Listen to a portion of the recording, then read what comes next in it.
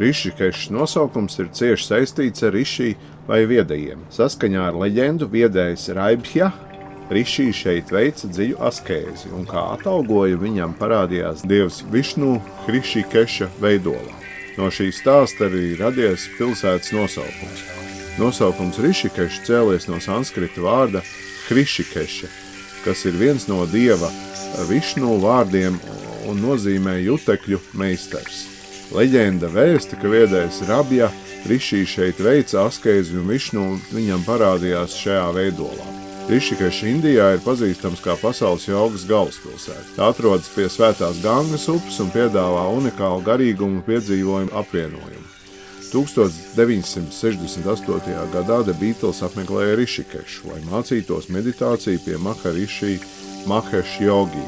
Šeit tappa daudzas viņu dziesmas, tostarp Sexy Sadie, kas radās pēc vilšanās guru uzvedībām. Saime ierodās Haridvārā. Es ar Garkalnes novada tautas deju ansamblu Saime ierados Haridvāras universitātē, kur ir viena no ievērojamākām augstākās izglītības iestādēm Indijā, kas atrodas Haridvāras pilsētā. Tā ir plaši pazīstama ar savu zinātnisko un garīgo izglītību, apvienojot mūsdienu akadēmiskos standartus ar tradicionālām vērtībām. Universitāte piedāvā plašu studiju programmu klāstu dažādās jomās, tostarp inženierzinātnes, sociālās zinātnes, dzīvības zinātnes, biznesa vadībā, jogā, garīgajā praksē. Haridvāras universitāte ir pazīstama ar savu unikālo pieeju izglītībai, kuras pamatā ir ne tikai akadēmiskā izglītība, bet arī garīgā un personīgā attīstība, kas atspoguļo Haridvāras kā svētas vietas mantojumu. Tā ir vieta, kur studenti var attīstīt savas zināšanas un prasmes, vienlaikus pilnveidojot savu garīgo būtību un meklējot iekšējo mieru. Haridvāra ir viena no svarīgākajām svētvietām Indijā, kas atrodas Uttarakhandā. Haridvāra ir pazīstama kā dievu vārti un ir viens no 7 svarīgākajiem hinduismu ceļojumu galamērķiem. Haridvāra piesaista ticīgos no visas pasaules, kur apmeklē šo vietu, lai piedalītos svētās upes Gangas ūdeņu apmazgāšanās ceremonijās un meklētu garīgu attīrīšanos. Haridvāras vēsture ir dziļi iesakņojusies hinduismu mitoloģijā. Viena no galvenajām Haridvāras iezīmēm ir Harki Pauri, kas ir viena no svarīgākajām piemiņas vietām pie Gangešas krastiem. Šeit notiek svētās ūdens ceremonijas, kad ticīgie iegremdējās ūdenī, lai attīrītos no grēkiem un iegūtu garīgu mieru. Ganga ir viena no svarīgākajām dievietēm un simboliem hinduismu mitoloģijā. Viņa tiek uzskatīta par svēto upi, kas ir tīrīšanas un dziedināšanas avots. Mīts par Gangu ir cieši saistīts ar dievu Šivu un Bhagiratha. Saskaņā ar vienu no populārākajiem mītiem, Ganga sākotnēji dzīvoja debesīs, un viņas ūdeņi bija tik spēcīgi un svēti, ka viņi varēja radīt postošus plūdus uz zemes. Bhagiratha ķēniņš no senās Indijas vēlējās, lai Ganga nolaistos uz zemi, lai iztīrītu un dziedinātu dvēseles saviem senčiem, kuri bija nomiruši un kuru dvēseles nevarēja sasniegt atbrīvošanu bez Gangas ūdeņiem. Lai iegūtu Gangu uz zemi, Bhagiratha lūdzu Šivu uz palīdzību. Šiva piekrita, ka viņš ļaus Gangu nolaisties uz zemi, bet, lai novērstu plūdus un katastrofas, viņš lūdza, lai galvas matos paliek Ganga. Ganga piekrita, un viņas ūdeņi bija sadalīti pa Šivas matiem, tādējādi radot daudz mazākus un vadāmākas traumas, kas plūda uz zemi. Ganga šādi nolaiž uz zemi, viņa kļūst par svētu upi, kas attīra cilvēku grēkus un palīdz viņiem sasniegt garīgo atbrīvošanu.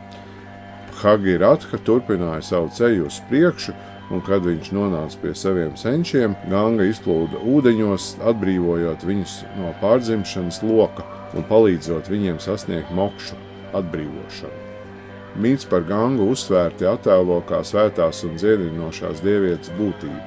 Viņas ūdeņi tiek uzskatīti par ļoti tīriem un dziedējošiem, un cilvēki, kas mazgājās viņas ūdeņos vai piedalās ceremonijās, tic, ka viņi tiks atbrīvoti no grēkiem un sasniegs garīgu attīrīšanos. Visā pilsētā ir vairāk tempļi un svētvietas, kas ir kļuvušas par svarīgām vietām hinduismu pielūgsmē.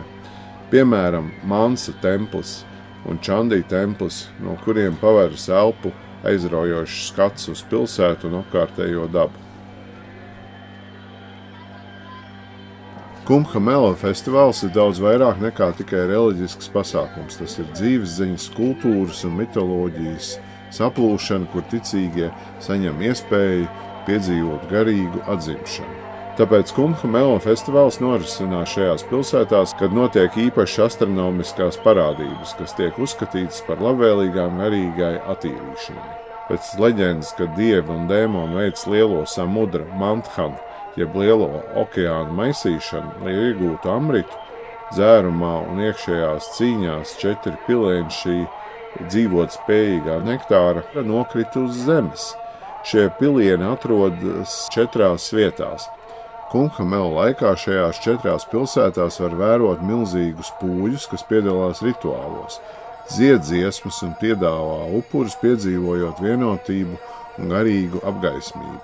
Šie svētki tiek svinēti Haridvārā pie Gangas upes, Prajagrājā, kur satek Ganga, Jamuna un Sarasvatī, kas mūsdienās ir iedomāta mītiska upe, kas sendienās ir izžūsi.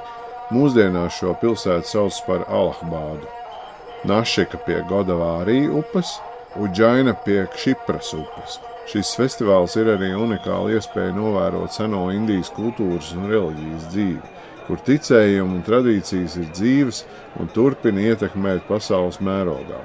Kumbha Mela ir laikmetiem ilgstoša tradīcija, kas apvieno cilvēkus no visas pasaules, lai meklētu ne tikai attīrīšanos no grēkiem, bet arī dziļāku izpratni par dzīvi un garīgo izaugsmu. Kumbha attiecas uz ūdensvīra zodiaka zīmi, kas ir saistīta ar Kumbha Mela festivālu un tā nosaukumu.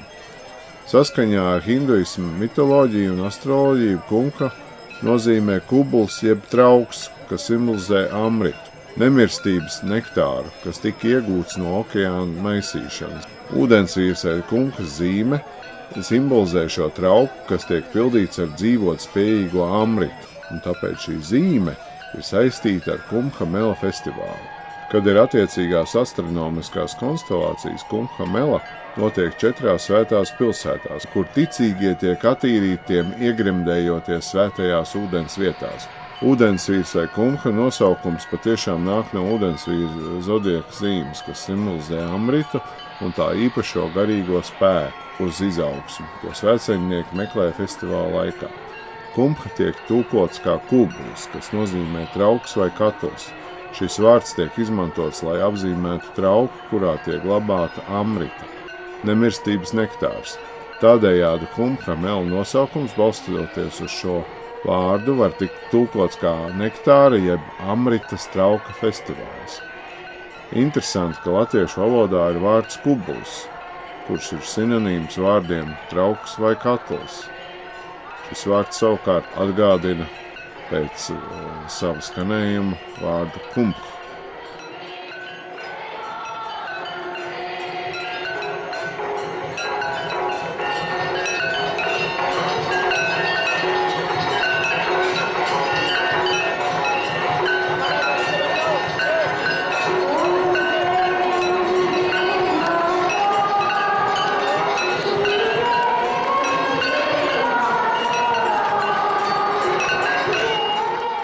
Staigājot pa Haridvāras ieliņām, nonāca pie Gangas attekas. Šeit atradās kāds man nezināms tempļu komplekss. Satiku tur vienu jauku sadhu. Lai arī mūsu saziņas iespējas bija stipri ierobežotas, tas neliedz mums kārtīgi izsmieties. Viņš nosmējās un man stāstīja, kā viņš auklējas kobru, ka tā pie viņa atrāpojas viņa meditācijas laikā. Dēļ apkārtējā satraukuma burzmas sadhu esot izrauts no meditācijas. Uzreiz neatapies, viņš tai gandrīz nejauši uzkāpis virsū. Viņš to esot glaudījis no galvas uz leju un naga esot bijusi mierīga un 1 metru gara. Tā esot paticis kontaktēties. Pēc sarunas sadhu to palaidis savās gaitās pie Gangas atzarojuma zālītēm. Es vairs neatceros, kurā valodā viņš man teica, ka viņš ir Šiva. Es viņam teicu arī, ka viss ir Šiva. Pēc jaukās ciemošanās pie sadhu draugi man piedāvāja aizvest uz viesnīcu. Tie sadhu uztvēra kā savu vecotēvu un priecājās par mūsu tikšanos.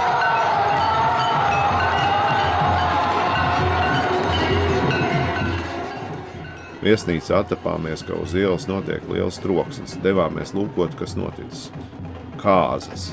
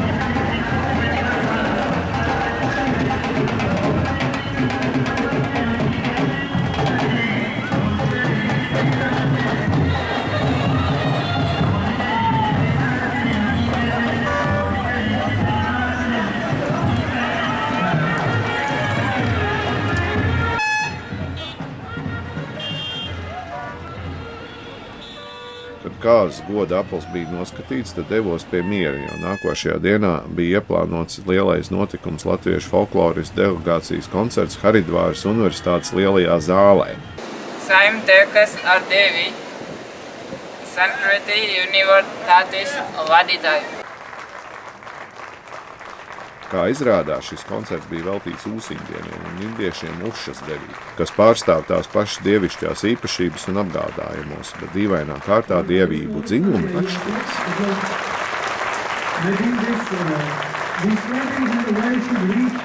Ūsiņdienas pirmais koncerts. Kukumeļu ganītājs, es guntiņas kureļiņš. Kukumeļu ganītājs, es guntiņas kureļiņš. Es guntiņas kureļiņš. Ūsiņš zirgu nojādīja, pie guļniekus meklēdams. Ūsiņš zirgu nojādīja, pie guļniekus meklēdams.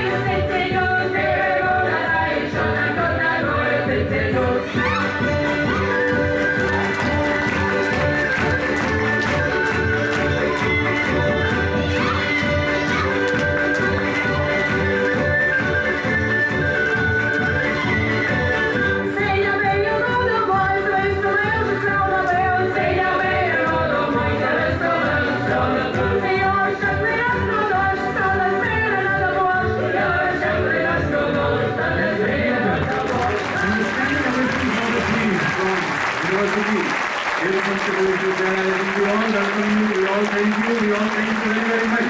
The whole group is coming on the stage, and you can see their practice has not been stopping. They are continuing with their zeal and enthusiasm, happiness and gratefulness to all of you who come across different parts of the world. Thank you. Always.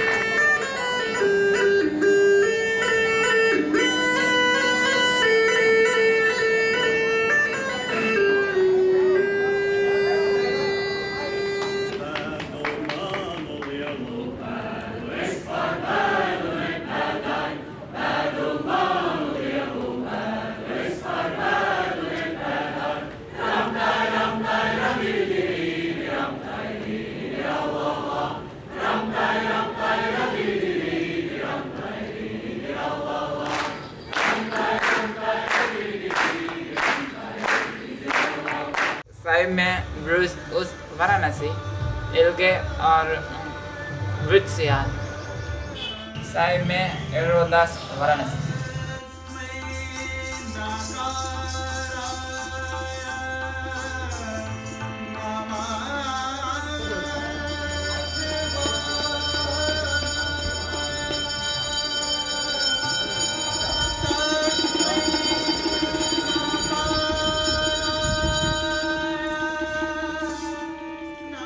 Varanasi ir arī vieta, kur ticīgie apmeklē Kašī Višanath templi, kas ir veltīts Šivam. Tas tiek uzskatīts par vienu no galvenajām vietām, kur pielūgt Šivu.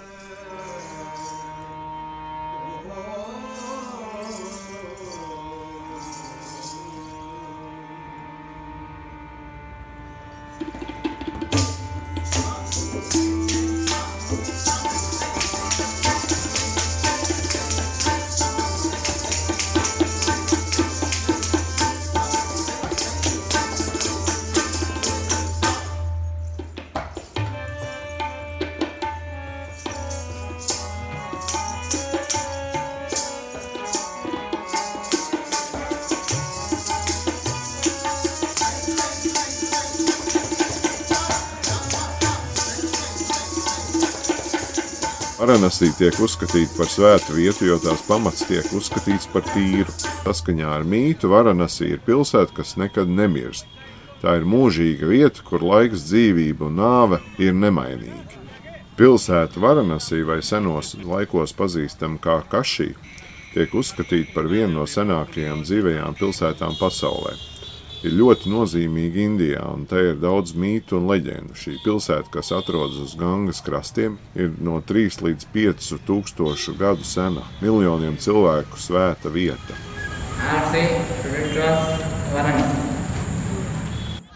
Šiva bija daudz ceļojis pa pasauli, meklējot ideālu vietu, kur atrast mieru un meditēt. Viņš apstājās daudzās vietās, taču neviena no tām nebija piemērota viņa mērķiem. Kad viņš ieradās Varanasi, viņš sajūta īpašu dievišķu spēku, kas veidoja šo pilsētu par vietu, kur cilvēki varētu piedzīvot garīgu atbrīvošanu.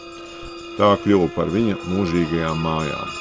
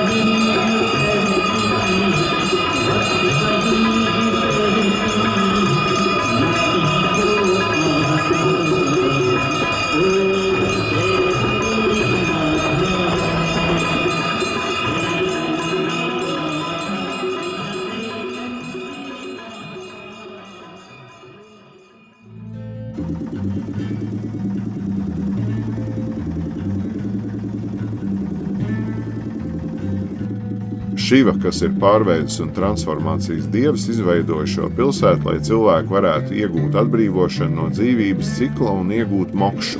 Viņš norakstīja savu dievišķo enerģiju uz šo vietu, lai cilvēki, kas šeit dzīvo un nomirst, varētu tikt atbrīvoti no grēkiem un ciešanām. Šī pilsēta, kur daudzi ticīgie veic rituālus, mazgājoties Gangas ūdeņos, tiek uzskatīta par garīgās attīrīšanās un atbrīvošanās vietu. Tā ir vieta, kur cilvēki dodas nomirt, lai atbrīvotos no dzīvības ķēdēm un nonāktu uz augstākiem garīgajiem līmeņiem. Saskaņā ar mītu, ja cilvēks nomirst Varanasī un tiek kremēts šīs pilsētas krastos, viņam tiek garantēta mokša. Varanasī ir viena no svarīgākajām garīgajām vietām pasaulē, kas gadu tūkstošiem ir bijuši iedvesmas avots un reliģisks centrs. Don't preserve the body, because according to Hindu mythology, the body is justice. So when the people bring the body from the home, they bring it first on the Ganga. To wash it. They wash it, and only men are allowed to come here on the ghat. Women are not allowed. But because they are crying and everything they done in the home. But when they bring the body on the cremation ghat, they don't cry. Saime Erods Delhi. Ieradāmies Indijas galvaspilsētā Delī, kur ir viena no lielākajām pilsētām pasaulē, kas apvieno bagātu vēsturi, kultūru, tirdzniecību un mūsdienīgas tendences. Pilsētā atrodas daudz svarīgi vēsturiski pieminekļi. Delī ir arī nozīmīgs politiskais, kultūras, tirdzniecības centrs, kur sastopas dažādas tradīcijas un dzīvesveidi. Delī kopā ar saimi uzkavējāmies vēl diennakti, un tad bija plānots doties palūkoties uz Agru, kurā nedrīkst ne filmēt, ne fotografēt.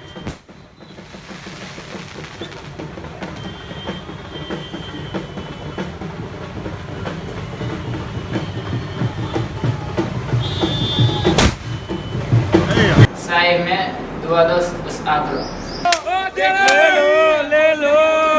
Before the sunset, Taj Mahal will remain closed for visitors on Friday.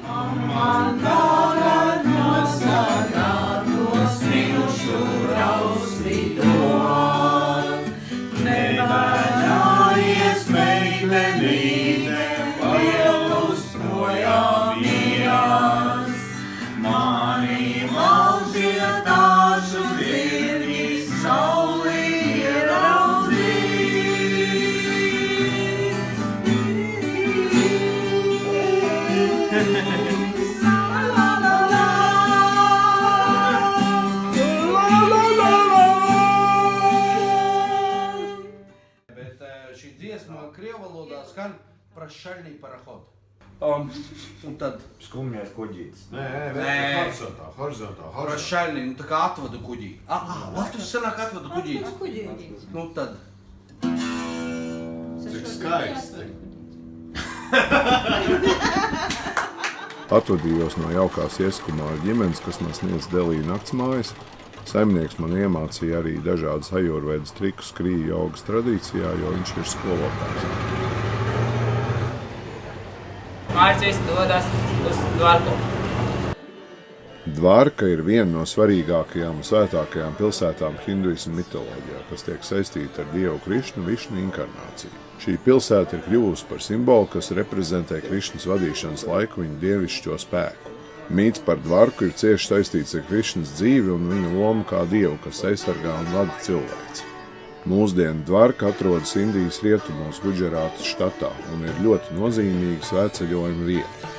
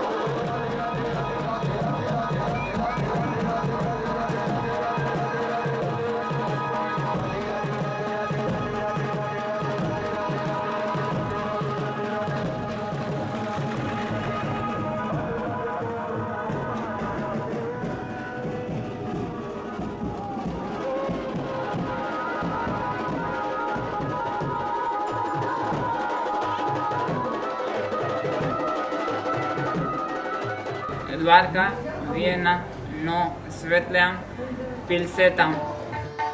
Pilsētā ir slavenais Dvarka Pūrī templis, kas ir viens no 4 svētajiem tempļiem.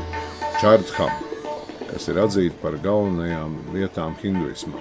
Templis ir veltīts Krišnam un katru gadu uz to dodas tūkstošiem ticīgo, lai pielūgtu un meklētu garīgu attīrīšanos. Dvarkas mīts parāda arī ne tikai Krišnas dievišķo varu, bet arī to, kā viņš sargāja cilvēci un radīja svētu un pilnīgu pasauli. Pilsētas iznīcināšana ir simbols dzīves cikliskumam, un tas atspoguļo Krišnas misiju – piedāvāt dzīvības un atbrīvošanas iespējas tiem, kas viņam seko. Dvarka bija arī vieta, kur Krišna dzīvoja pēc tam, kad viņš atstāja seno pilsētu Mathuru, kur viņš bija piedzīvojis daudz piedzīvojumus, tostarp cīņas ar dēmoniem. Krišna pārcēlās uz Dvarku, lai aizsargātu cilvēkus no ļaunajiem spēkiem, ļautu viņiem dzīvot mierīgi un laimīgi. Šeit viņš valdīja kā Jadavas cimtas valdnieks un veica daudzas svarīgas darbības, kas saistīts ar viņa dievišķo misiju. Mīts par Dvarku un Krišnu. Saskaņā ar hinduismu mītiem Dvarka bija Krišnas galvaspilsēta. Viņš valdīja šajā pilsētā, ko viņš bija cilvēku formā uz zemes. Pilsēta tika uzcelta, lai kalpotu kā drošs patvērums viņam un viņa tautai. Viens no svarīgākajiem mītiem saistībā ar Dvarku ir saistīts ar tās celtniecību un tās dievišķo dabu. Saskaņā ar mītu Dvarka tika uzcelta pēc Krišnas norādījumiem un ar Višvakarmas dievišķā celtnieka palīdzību. Pilsēta tika uzbūvēta zeltā, sudrabā, dārgakmeņos un citos vērtīgos materiālos, un tā kļuva par vienu no pasaules visgreznākajām un vislabāk aizsargātajām vietām. Tā bija arī vieta, kur Krišna valdīja, kur viņš dzīvoja kopā ar savām sievām un ģimenes locekļiem.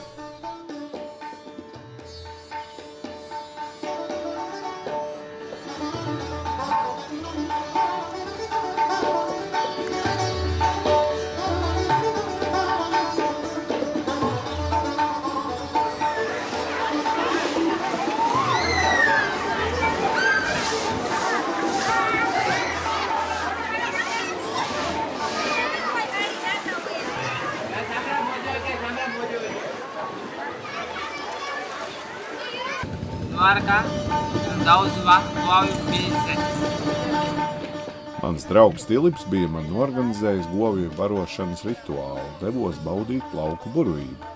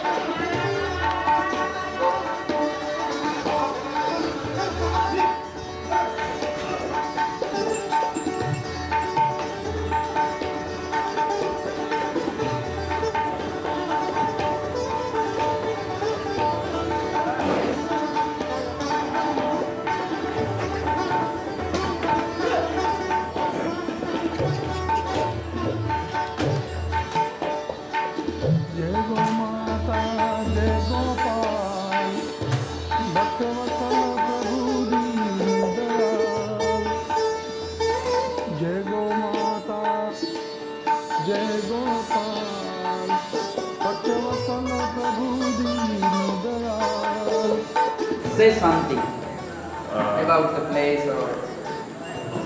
Very nice place, very beautiful cows. I like cows. And did you like to feed cows? Yes, it was a pleasure to feed cows. Cows are the best. And wish to come again? Yes, yes. Always feed cows. Feed some cow once in your life or twice. Very good.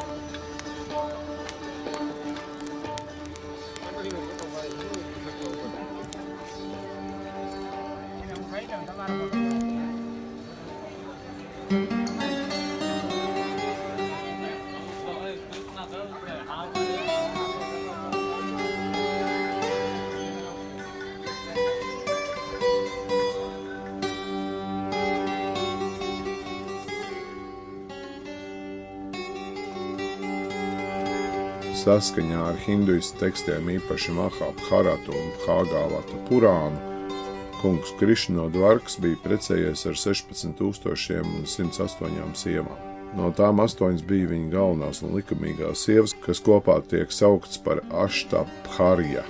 Tās bija Rukmini, viņa pirmā un galvenā sieva, kas tiek uzskatīta par Lakšmī iemiesojumu, Satyabhama, drosmīga karotāja un Indras mazmeita, Jambavati, mežonīgā karaļa Jambavana meita, Kalindija saules dieva meita, Mitravinda Avanti, karaļa brāļa meita, Nagnajiti, Kosals karaļa meita, Bhadra, Višvakarmas mazmeita, Lakšmana, Madras karaļa meita.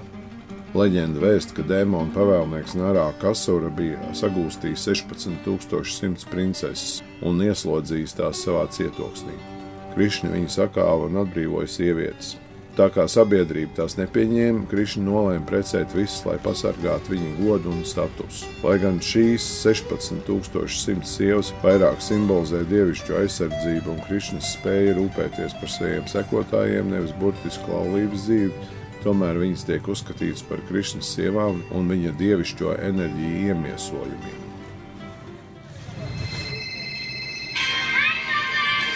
अपने प्रियजनों को देखते हुए उनसे बातें करें। अपना प्रभावी रूप से फ्रीजियो फोन आज ही प्राप्त करें।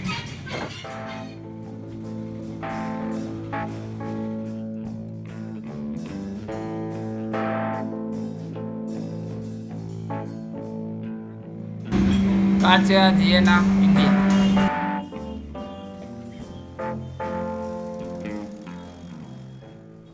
Dilips man sarunāja vizīti pie īsta ajurvēdas ārsta, kurš man iepazīstināja ar unikālām universālām zālēm, kas palīdz pret daudzām un dažādām kaitēm. This is the very nice medicine for Indian Ayurveda, known as a Brahad Yograj Gukar. This is very useful in sciatica, arthritis, rheumatoid arthritis, also in stress condition, and this is related to the AIDS. This is very useful. Very useful. This contains only herbals. Okay. Only herbals. And how does a person who takes it use it? You can take it after meal. After meal. After meal. Burn bidi.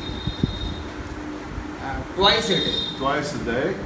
After meal, one in the evening, one in the morning, one in the evening. Yeah. Okay, thank you. You are my best guest for India.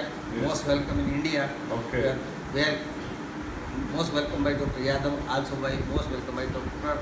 and my colleagues, Mr. Padya. Of course. Atvadījos no ārsta no Jadava dzimtas un ar Dilipu uz Moču devāmies apskatīt dabu un kādas skaistas vietas Dvarkas apkārtnē.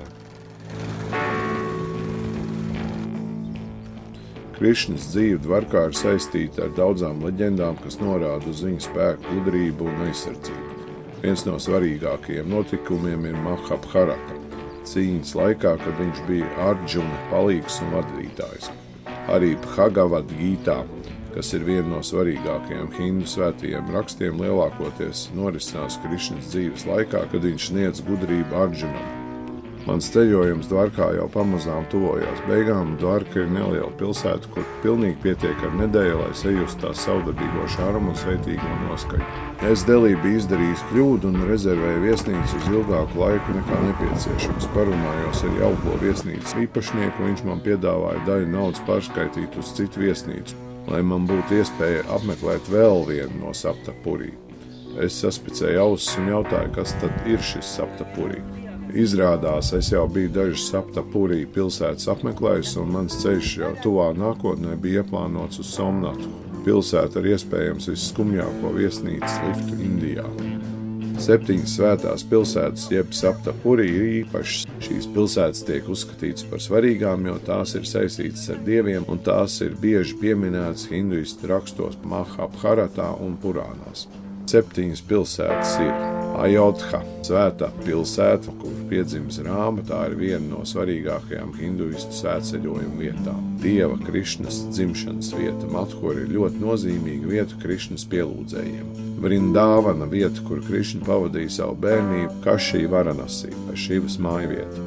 Kančipuram, pilsēta, kas ir veltīta dievam Višnu un Šivam. Dvarka Krishnas pilsētā. Somnatha, svēta pilsēta, kur atrodas viens no 5 svarīgākiem Džoitirlinga tempļiem, kas veltīts dievam Šivam.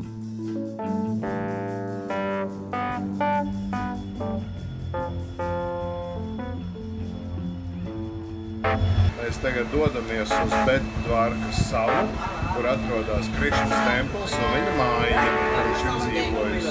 Varētu teikt viņa office. Tā kā redzēsim, kas tur notiek. So, tell me a little bit about that place where we are going. Right now we are going to Betdwarka Island, where the Lord Krishna was his home, and in Dwarka there is his office like his kingdom. So in Betdwarka his home is there, and in Dwarka his office is there, like his kingdom. And when did he live there? Pardon? When did he live there? According to our religion, before 5,000 years back. 5,000 years back. Yes. And according to archaeology department, there is a 4,500 years the Lord Krishna was there, and they found some ashes in the underwater. There is a small documentary type of movie about lost city of Dwarka or golden city of Dwarka. Okay, thank you. Welcome.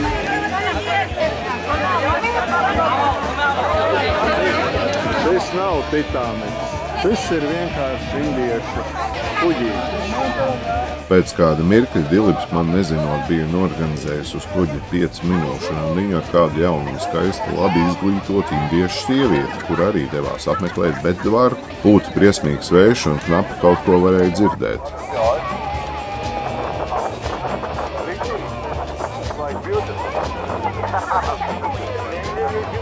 For the Betdwarka Island joined with Indians and only when foreigners, from Latvia, Mars is here enjoying the trip for the Betdwarka Island. That is called in Indian, according to Indian mythology, Vasudhaiva Kutumbakam. Yes. Means all are our family. Oh yes, we are all relatives. Brauciens ar nelielo kuģi iebāzīs malā. Cerams, mēs nevaram.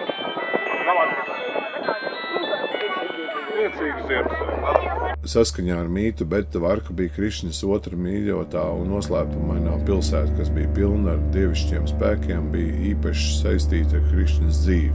Leģendā tiek stāstīts, ka Krišna pēc tam, kad viņš pārcēlās uz Dvarku no Muthuras, izvēlējās Betdvarku kā vienu no savām īpašajām vietām. Betdvarka ir viena no svarīgākajām svētajām vietām Krišnas pielūdzējiem, jo tiek uzskatīta par vietu, kur Krišna dzīvoja un valdīja. Katru gadu uz Betdvarku ierodas tūkstošiem svētceļnieku, lai piedalītos reliģiskās svinībās, kas tiek organizētas saistībā ar Krišnas dzimšanas svinībām, Janmaštami un citām svētām dienām. Svētceļojums uz šo salu ir ļoti nozīmīgs, jo ticīgie uzskata, ka viņi var iegūt dievišķo svētību un aizsardzību.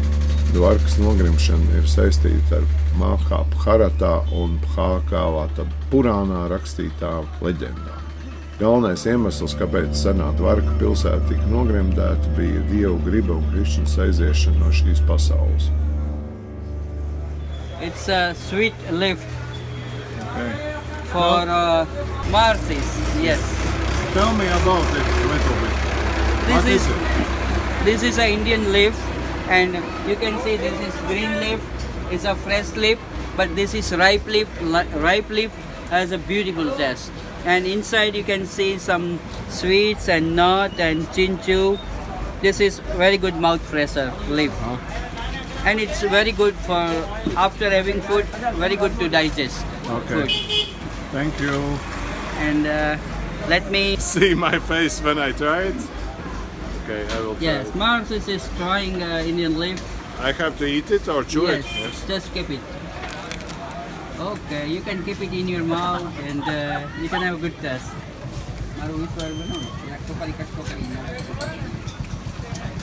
Nevarētu teikt, ka garša ir slikta, bet nevarētu teikt, ka viņi gribētos norīt. Mazliet jūt pēkeli, mazliet jūt citas garšas. Kopumā ņemot tīri graužams. Patīkam pēcgarša. Tiešām atsveidzinoša. Un garšiem, ka govīm arī tīri labi garšot. Vismaz daļa no tā visa. Tā kā paldies pānu Tīnējiem. Saku, ka ir diezgan labi. Krišņas nolādētā Jadau dinastija. Pēc Kurukšetras kaujas ap 3138. gadu pirms mūsu ēras, pēc dažām aprēķinātāju versijām, Krišņa un viņa Jadau dinastija dzīvoja Dvarkā. Tomēr Jadau kļuva augstprātīgi un korumpēti, kas izraisīja dievu dusmas. Kādu dienu Jadau jaunieši jokojoties piegāja pie gudro grupas un jautāja, vai viņu draugs pārģērbies par sievieti dzemdējis dēlu. Gudrie saprata apvainojumu un nolādēja Jadau dinastiju, paredzot tās iznīcinājumu.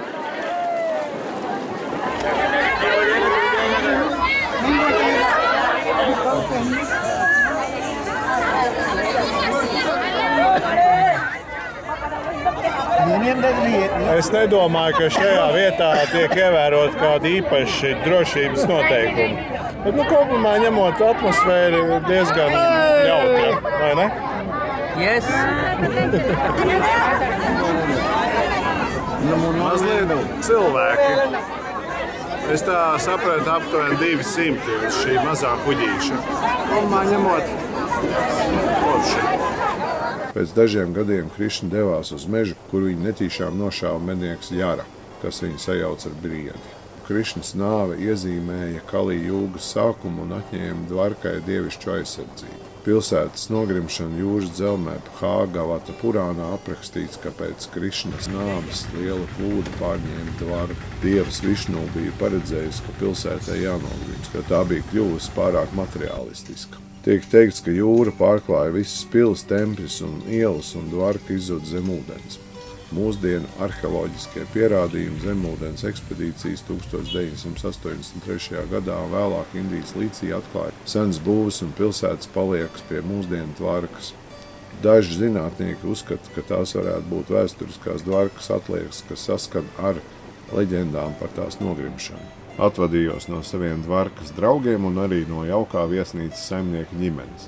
Diemžēl pēc 5 gadiem uzzināja, ka jaukā ģimene zaudējusi tēvu. Izsaka līdzjūtību ģimenei, lai Dievi sargā aizgājēju dvēseli. Saimnats viesnīca kopumā ņemot diezgan normāli.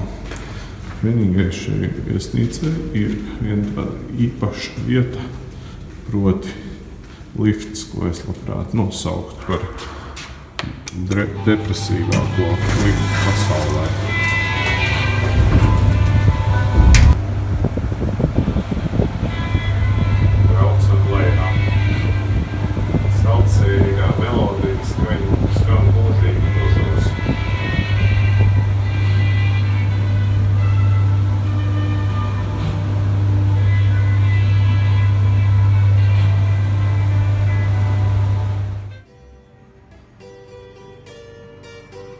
Devos apmeklēt Somnatskas apkārtni.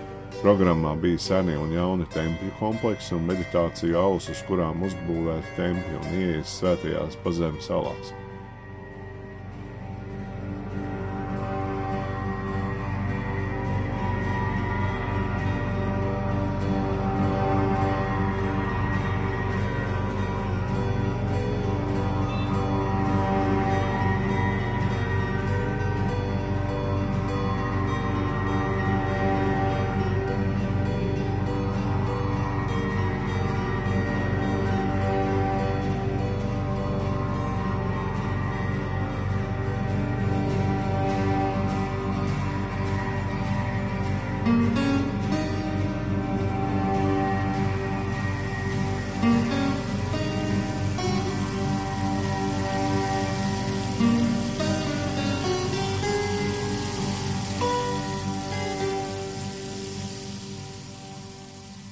Saskaņā ar vienu no mītiem Somnata templis tika uzcelts, lai pielūgtu Šivu un Somesvaru mēnesi dievu.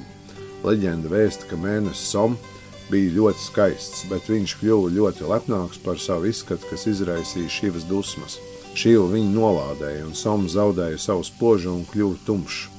Som apjauta savu kļūdu, devās Somnatu, lai pielūgtu Šivu un lūgtu piedošanu. Šiva, būdams žēlsirdīgs, piedeva mēnesim un atjaunoja viņa spožumu. Tādējādi Somnata kļuva par svētu vietu, kur mēnesis varēja atgūt atpakaļ savu gaismu.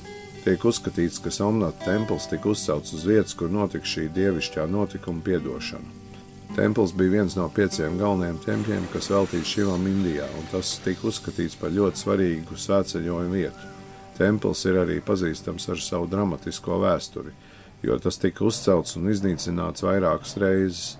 Sākot no seniem laikiem līdz pat Mogulu impērijas laikam, kad tas tika sagrauts un vēlāk tika uzcelts.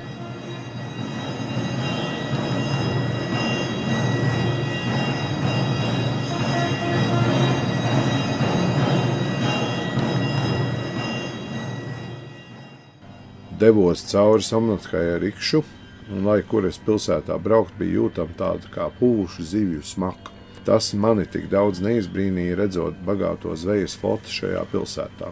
Mani pārsteidz tas, ka daži cilvēki teica, ka gaiss šajā pilsētā esot īpaši sāļš un dziedinošs, un tas saistīts ar jūru.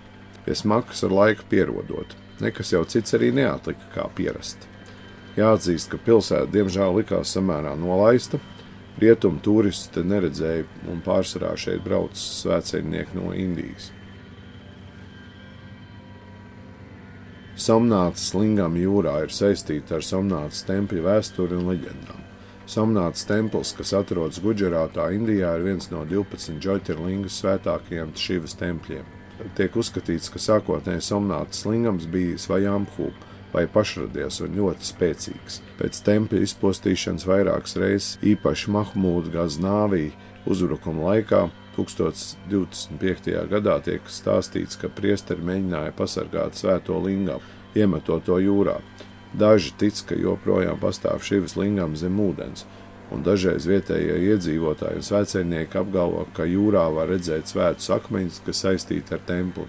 Šī leģenda pastiprina Somnātas tempļa svētumu, uzsver, ka dievība un tās enerģija paliek pat tad, ja fiziskā struktūra tiek iznīcināta. Daži uzskata, ka jūrā esošie lingami ir daļa no senajiem svētajiem tempļu rituālu priekšmetiem, kas ar laiku nokļuvuši ūdenī. Templis un tā nozīme. Somnata templis tiek uzskatīts par vienu no pirmajiem un svarīgākajiem Džotirlinga tempļiem. Dievišķās gaismas avotiem, kas simbolizē Šivu.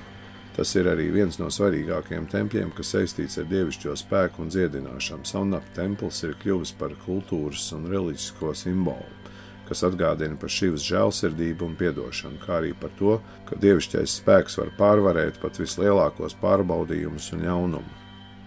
Mūsdienu Somnata templis ir populārs svētceļojuma galamērķis, kas piesaista tūkstošiem ticīgo no visas pasaules. Templis ir rekonstruēts un atjaunots vairākas reizes, un tas joprojām ir viens no svētākajiem un visvairāk apmeklētajiem tempļiem Indijā. Tā vārds un leģendi par tā saistību ar Šivu un mēnesi ir kļuvuši par neatņemamu hindu vēstures tradīcijas sastāvdaļu. Nosacīti tuvā Somnatas apkārtnē atrodas parks, uz kuru mani vairākas stundas veda taksis. Kad nokļuvu tur, tad secināju un izlēmu tajā neiet. Ieraudzīju, ka ārzemniekiem uzstādīta rasistiska cena, un tā bija neadekvāta, aptuveni 10 reizes augstāka kā vietējiem. Sadusmojos un biju mazliet sapītis, ka esmu kratījies tik tālu bez rezultāta. Šofērs man piedāvāja ko labāku, tēju pie viņa draugiem mango plantācijā. Tas bija jauki. Pēc šī ceļojuma devos no Somnatas ar vilcienu uz Raģkotu. Raģkota ir vēsturiska pilsēta, kas atrodas Gudžarātas štatā Indijā. Tā ir bijusi svarīga Saurashtra reģiona daļa un tiek uzskatīta par vienu no reģiona galvenajām vēsturiskajām vietām, kas cieši saistīta ar Rāģas dinastijām un valdīšanas laikiem. Raģkota ir pazīstama ar savu bagāto vēsturi, senajiem pieminekļiem un arhitektūru. Raģkota tika dibināta 1612. gadā. Pilsētu nodibināja Thakur Sahib Vibhodži Aģodži Džadeja, kurš bija Džadeja dinastijas valdnieks un Bahagurdadas pēctecis. Saskaņā ar leģendu ķēniņš Rāģa bija gudrs valdnieks, kurš izvēlējās šo vietu, jo tā bija strateģiski izdevīgā vietā tuvumā kalniem un upēm, kas nodrošināja dabisku aizsardzību. Arī vietējie cilvēki uzskatīja šo vietu par svētu, un tā bija labi pazīstama ar savu bagāto dabu un dabas resursiem. Tā tika uzskatīta par ideālu vietu, kur valdīt un veidot pilsētu, kas kļuva par viņu varas centru. Leģendā tika arī stāstīts, ka ķēniņš Rāģā uzdevums bija nodrošināt ne tikai aizsardzību, bet arī attīstīt plaukstošu kultūru. Pilsēta, kur viņš uzcēla, kļuva par svarīgu tirdzniecības un politisko centru, kas veicināja reģionu attīstību. Pilsētas nosaukums Raģkota tika iegūts no Rāģa ķēniņš vārda, kas nozīmē ķēniņa pilsētu un valdnieku apmetni. Tā bija Saurashtra reģiona galvaspilsēta dažādos vēstures posmos. Vēlāk pilsēta nonāca Britu kontrolē un kļuva par daļu no Britu Indijas. Raģkota strauji attīstījās īpaši Raģputu valdnieku laikā, un tā kļuva par galveno pilsētu šajā reģionā. Šī pilsēta vēsturē ir bijusi svarīga politiskā un kultūras vieta. Šodien Raģkota ir attīstījusies par modernu pilsētu, kas ir nozīmīgs tirdzniecības, rūpniecības un kultūras centrs Gudžarātas štatā. Pēc zoodārza apmeklējuma mans un mana savādā pavadoņa ceļš ved uz Lothālu, iespējamo Indijas Latgali. Dievu un dievību pielūgsmu Lotālā un citas Indus ielejas civilizācijas pilsētas parādīja pazīmes par politeisku pieeju dievību pielūgsmiem. Arheoloģiski atradumi liecina, ka šie cilvēki varēja pielūgt dažādus dievus, piemēram, augu un dzīvības dievus, kā arī dzīvniekus, kas bija saistīti ar viņu ikdienas dzīvi. Ir atrasti attēli ar dzīvniekiem, piemēram, ziloņiem un dzīvnieku galvām, kas varētu liecināt par to simbolisko nozīmi reliģiskajā praksē. Arheologi ir atraduši dažādus objektus līdzīgus altāriem un tempļiem, kas liecina par to, ka Lotālas iedzīvotāji varēja praktizēt reliģiskus rituālus. Lai gan tieši saiknes starp Indus ielejas civilizāciju un vēlākajiem hinduismā pielūgtiem dieviem, piemēram, Šivu, nav pilnīgi pierādīti, ir daži pētnieki, kas uzskata, ka šīs agrīnās civilizācijas rituāli un simboli varētu būt ietekmējuši hinduismu un citas reliģijas, piemēram, Pašupati, kurš ir saistīts ar Šivu, attēls, kas parādās dažādās Indus ielejas civilizācijās cilindras piedogos.